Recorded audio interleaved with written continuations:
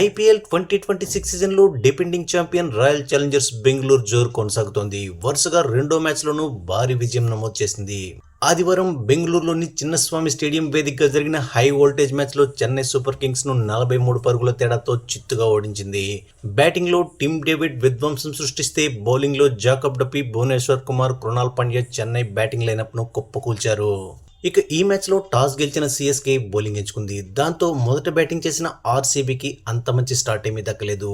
పిచ్లో extra bounce ఉండడం, ball swing అవుతుండడంతో first 3 ఓవర్స్లో RCB ఒక్క boundary కూడా స్కోర్ చేయలేకపోయింది. ఈ క్రమంలో విరాట్ కోహ్లీ అగ్రెసివ్గా ఆడుతూ 2-3 బౌండరీస్ స్కోర్ చేశాడు. అయితే అదే ఓపులో అవుట్ అయి వెళ్లిపోయాడు.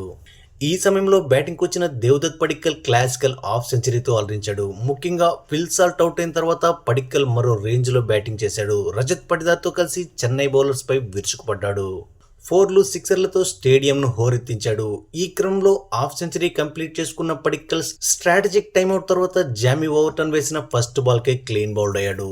దాంతో టిమ్ డేవిడ్ రజత్ పటిదార్ కు జత కలిశాడు. ఇక అక్కడి నుంచి ఆర్సీబీ బ్యాటింగ్ మరో రేంజ్ లో సాగింది.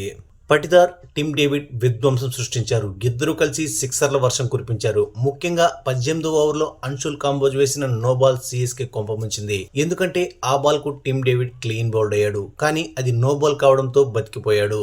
ఈ అవకాశంతో టిమ్ డేవిడ్ మరింత రెచ్చిపోయాడు. జామీ ఓవర్టన్ వేసిన 19th ఓవర్లో ఏకంగా 4 సిక్స్లతో కలిపి 30 రన్స్ రాబట్టాడు.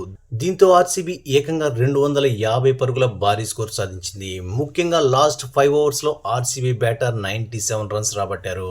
అనంతరం 251 పరుగుల లక్ష్యాన్ని ఛేదించే క్రమంలో సిఎస్కే ఏ దశలోనూ టార్గెట్ను చేసేలా కనిపించలేదు.